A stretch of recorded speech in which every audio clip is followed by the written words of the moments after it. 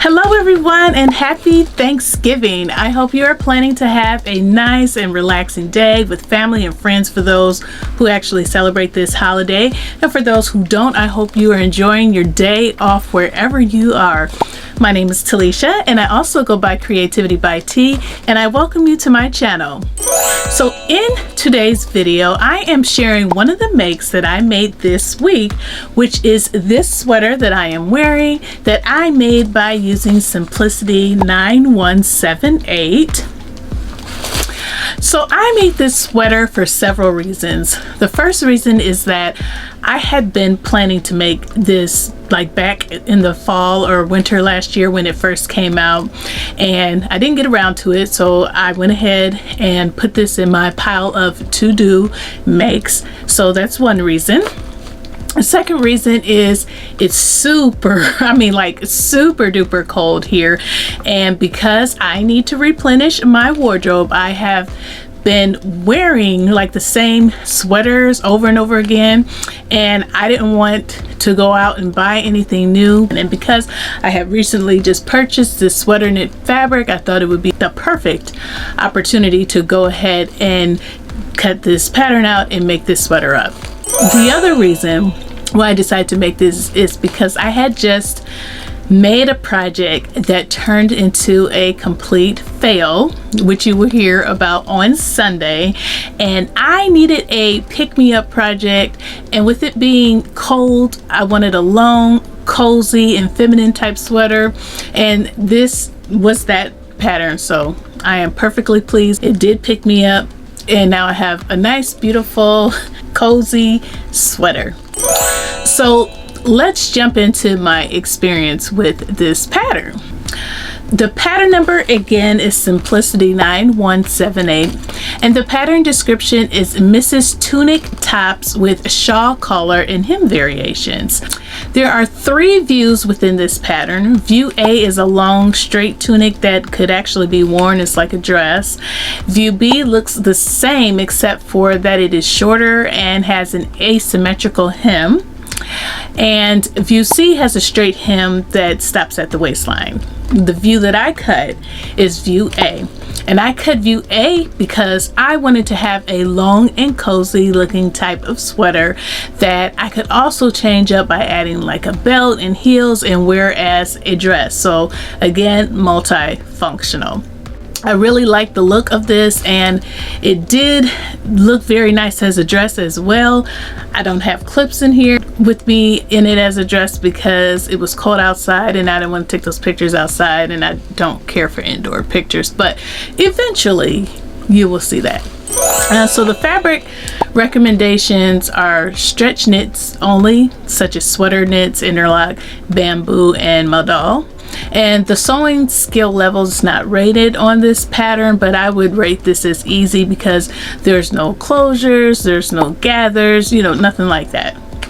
The pattern pieces that I used were 4 pattern pieces, and actually for all views there's only 4 pattern pieces, so this is again like an easy quick sew. The pattern pieces that I had to use were the front, the back, the sleeves, and the collar, so easy peasy.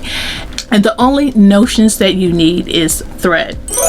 The pattern sizing comes in extra small through extra large, so in my opinion it's very size inclusive, and the size that I cut is a size large. However, the finished measurements recommended a medium, which would have been perfectly fine because this is oversized, but I wanted a drapier and oversized look. That's what I was going for, and that's what I got by sizing up the way that I did. So I'm very pleased with my results. Although I did size it up, I still think it looks like the photo on the pattern cover, so it did not, my sizing up did not take away from that. The instructions were easy to follow for the most part, but the collar instructions were a little unclear when it came to how to fold and baste the raw edges together. And what I mean by that is the image in the instruction shows the collar the opposite way, so it looks upside down. And because I'm a visual person, it confused me for a while, and I kept trying to do it like how I saw it on the instructions within that photo that they give you to look off of, but it was not working out. So I said to myself, I just need to get that image out of my head and go and figure out what made sense. And at that point, I just went ahead and constructed the rest of the garment, because I figured I could just put the collar on last, just let that go, put the rest of the garment together because it was easy, and then come back to the collar. And when I finished everything else and came back to the collar, it clicked in my head. It clicked at that point. So I'm glad I gave myself that break and stopped thinking about it. So what clicked in my head is that the image appeared to be upside down.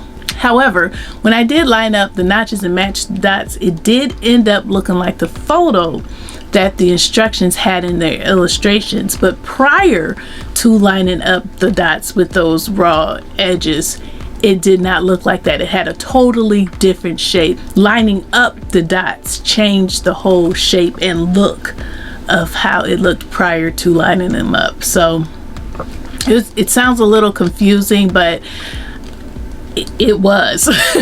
And I figured it out, and I made it happen the way it was supposed to work out. So I did not have to alter the construction of the pattern, and I was able to make the garment the way it was set out to be made.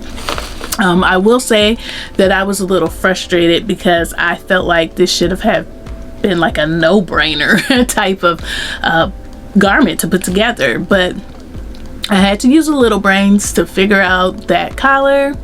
But again, I made it happen, and it all worked out.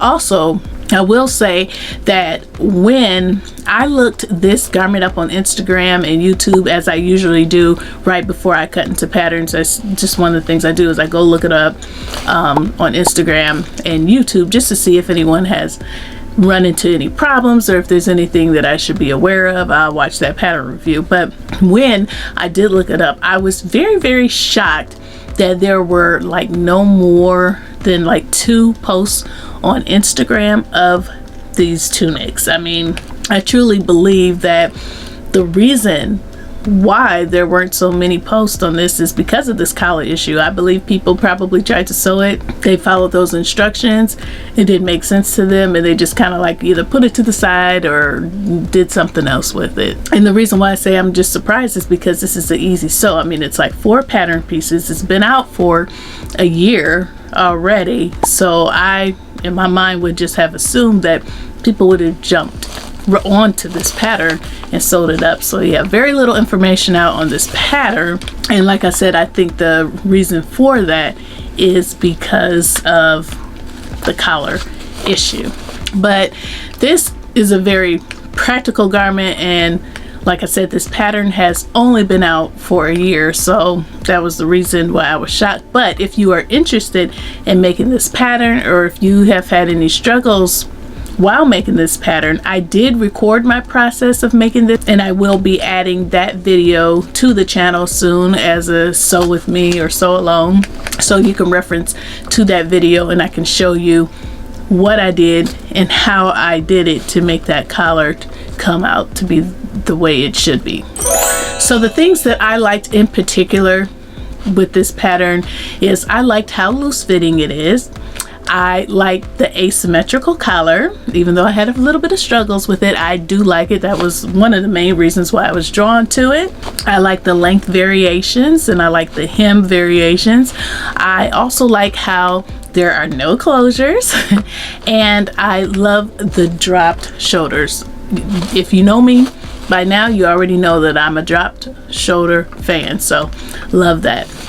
There was nothing that I disliked about the pattern other than like the instructions, but not the pattern within itself. And what I mean by instructions is just the instructions with that whole collar situation that, like I said, I quickly figured out. I did not learn any new techniques while making this garment. However, I did have a couple of first time experiences. So this is my first time sewing an asymmetrical collar, and now that I know what to do, I won't have any struggles anymore. And this is also my first time sewing with a cable knit, and I love it. This, oh my gosh, this fabric is top of the line, just absolutely wonderful and a beauty to sew with. Speaking of the fabric, I use this navy blue cable knit fabric that I had purchased not too long ago, maybe about 3 weeks ago, from Joann Fabrics. I purchased this, and I believe when I purchased it, I got 3 yards of it, and like I said, the quality is amazing. I did not have to make any alterations or modifications. It's just a great pattern, and I would definitely recommend this to others. This is super comfortable, easy, and practical to add to your wardrobe. So I would advise you to sew this up. Even though the design of it is simple, it's just a straight rectangle basically, I feel that this collar really elevates this sweater, and that is another reason why I sewed this up, because anybody can make a long sweater, anybody can wear a long sweater, but what is it about that garment that makes it pop? And for me, it's this collar. And honestly, I prefer a pop of something in all of my garments, and that's just me and my personality. So again, this is the pop, the collar. So this pattern is currently available. It's still in the drawers. Like I said, it has only been out for a year because it was just released this past either fall or winter. So again, I would recommend that you pick this up. This is the perfect time to make a sweater such as this, and like I said, I can wear this as a dress as well because it is just that long and it's not even too short. And for me, I don't wear bodycon dresses anymore, so I don't like things to cling to my body, and this being that shift dress type of look, it is perfect for wearing it as a dress. So as far as my accessories, I did not wear a necklace over my collar because I wanted my collar to get all of the attention. I feel like it's not necessary when you have like a statement collar like this. I do think that it would be cute though to add like little buttons here on the collar, just like a little pop of something, if that was something that you would want to do, and that could be your accessory. But I did not want to put like a button or anything on there because I wouldn't want to have to match it up with whatever I'm wearing every single time I wore this sweater. But I can see myself putting like a brooch right here, especially for the holidays. Get a beautiful blinged out rhinestone snowflake and put it on here. I think that would be a very nice classy touch. So that's an option for this type of a collar. As far as my earrings, my Walmart hoops. So now I will enter a few more pictures and clips of me in my tunic top / dress.